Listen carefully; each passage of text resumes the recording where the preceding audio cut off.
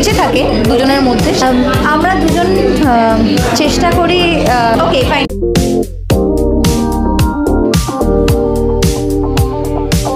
বছরের শেষ আর বছরের শুরু, মানে একটা ধামাকেদার জিনিস নিয়ে আসছে আমাদের মধুমিতাদি। মধুমিতাদি কেমন? আমি খুব ভালো আছি, তুমি কেমন আছো? ভীষণ ভালো আছি। Merry Christmas. একদম, তোমাকে অনেক অনেক শুভেচ্ছা। Thank you. ফেলু বক্সি নামটাই খুব অদ্ভুত, তো এরকম নামটা কেন?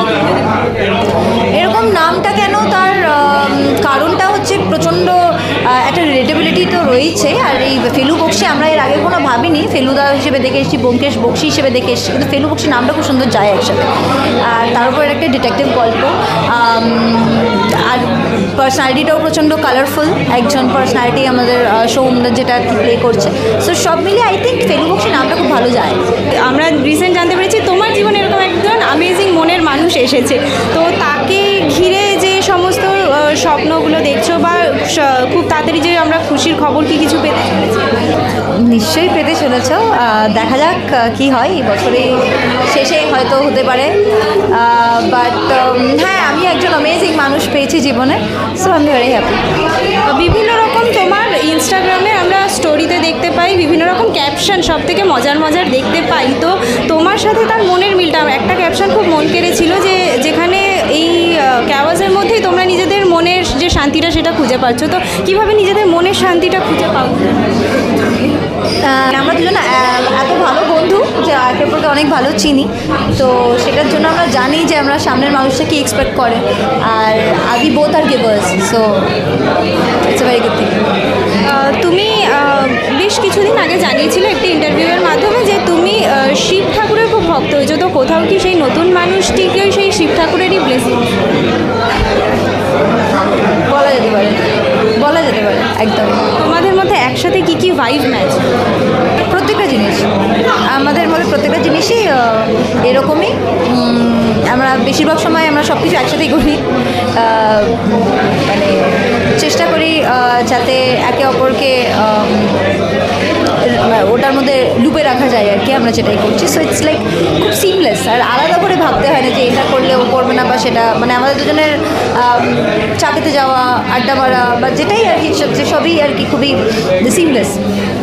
একদম তাই। বর্তমানে আমরা দেখতে পাই বহুল সম্পর্ক ভেঙে যায় বা অতীত অনেক হন্ট করে, তো সেই জায়গাতে দাঁড়িয়ে একটা সম্পর্ককে সাকসেসফুলি এগিয়ে নিয়ে যাওয়া, খুব ব্যালেন্স করে ট্যাকেল করা, তো আই থিঙ্ক এইটা রিলেশনশিপ মেনটেন করাটা is not a rocket science. আমরা যখন অনেক বেশি এক্সপেকটেশন চাপিয়ে দিই তখনই আমরা জিনিসটাকে কমপ্লিকেট করে ফেলি।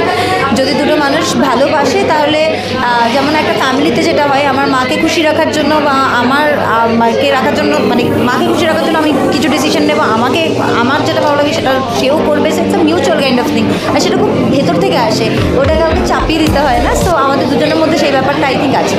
আজকালকার জেনারেশনে কোথাও এটা মিসিং, যে তাই জন্য এত সম্পর্ক এত কিছু হচ্ছে। সো আমি এইটা বলবো, এখনকার দিনে অনেক সম্পর্ক ভাঙছে, অনেক সম্পর্ক করছে, আর এটা তো ইটস আ ভেরি, মানে it's a good thing in a way, যে যদি কোনো সম্পর্ক না বেঁচে থাকে দুজনের মধ্যে, সেটাকে রেখে আমাকে একটা পয়েন্ট প্রুফ করতে হবে সেরকম কোনো ব্যাপার নেই।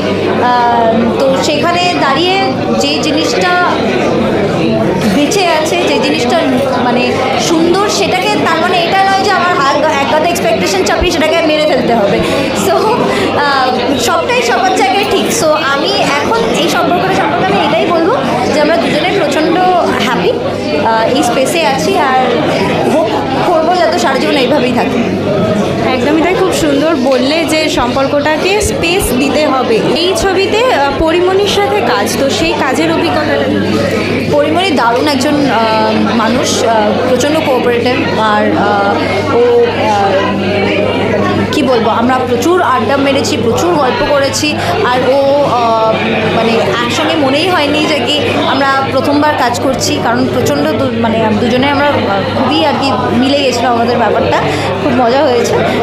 একদমই তাই। এখানে তোমাকে পাওয়া যাচ্ছে একটা একটা ডিফারেন্ট ক্যারেক্টারের যে আর যে মানে তোমার ক্যারেক্টার থেকে একেবারেই অন্য, মানে হ্যাঁ, তো এটা নিয়ে আমি এটা বারবার বলেছি, আরজেইং ইজ ভেরি ডিফিকাল্ট। মানে ওই যে নিজের গলা দিয়ে মানুষকে এনগেজ করে রাখা, দর্শকদের ধরে রাখাটা হচ্ছে খুব ইম্পর্টেন্ট, মানে খুব দারুণ একটা আর্ট। খুব ভালো কথা বলতে জানতে হয় আর খুবই কনফিডেন্ট স্পিকার হতে হয়। সো সব মিলিয়ে আমি এটা বলবো যে আমি আরজেইং এই দুটো তিনটে সিন করতে গিয়েও আমি অনেকটা শিখেছি। যারা রিয়েল টাইম আর্টে তারা আমাকে অনেক কিছু শিখিয়েছে ইনফ্যাক্ট। সো আমার খুব ভালো লেগেছে। আর এই গল্পটা করতে গিয়েও যেহেতু অ্যাসিস্ট্যান্ট, প্রথমবার আমি জীবনে ডিটেকটিভ গল্প করছি, তো সব মিলিয়ে আর কি ইট ওয়াজ অ্যান অ্যামেজিং জার্নি। এই যে বললে অনেক কারুর অনেক আর্জেদের তুমি শিখেছো, তো তোমার কি এরকম রিয়েল লাইফে কোনো আর্জে এরকম ইন্সপিরেশন রয়েছে যে এই আর্জেকে শুনতে খুব ভালো লাগে পার্সোনালি? আমার প্রবীণকে তো খুবই ভালো লাগে। নট অনলি দ্যাট, আমার অনেক আর্জে যারা যারা যে কজন আর্জে তাদের মানে প্রচুর সেন্স অফ হিউমার তো দারুণ। সায়নকে খুব ভালো লাগে। সো আমার আর্জেই তো ডেফিনেটলি যারা যারা রয়েছে আমি আলাদা করে বলতে পারবো না। পরিমণির সাথে বলো, সোহমদার সাথে বলো, এত সুন্দর যে কাস্টের সাথে তুমি যে স্ক্রিন শেয়ার করেছিলে, তো তার কোনো বিশেষ মোমেন্ট যেটা? হ্যাঁ, আমি এই যে পরিমণি এবং সবার সঙ্গে যে কাজ করেছি সেখানে বিশেষ করে আমার যেটা লেগেছে যে একটাই জিনিস আমার take away from this project is that everybody in the crew they were new. মানে সবাই নতুন কাজ করছে, সে তার সত্ত্বেও যে এত দারুণভাবে সিমলেসলি কাজ করা যায়, যে কোনো অ্যালিবাই নেই যে ও এটা তো প্রথমবার কাজ করছি তাই এটা মিসআপ হয়ে গেছে বা এখানে প্রায় প্রবলেম হয়েছে, ওরকম না। ভীষণ ইন্টারেস্টিংভাবে আমরা কাজ করেছি। আর there should be any excuse যে প্রথম করছি বলে আমাকে ক্ষমা করে দাও, কোনো ক্ষমা হয় না, কাজই হয়। সো সেটা একটা দর্শকদের জন্য আপনারা সবাই খুব ভালো থাকুন। নতুন বছর অনেক অনেক অনেক শুভেচ্ছা। তো বিনোদন ডিজিটাল সকল দর্শকদের জানাই নতুন বছর অনেক অনেক অনেক শুভেচ্ছা। খুব ভালো থাকুন। Happy new year. Thank you.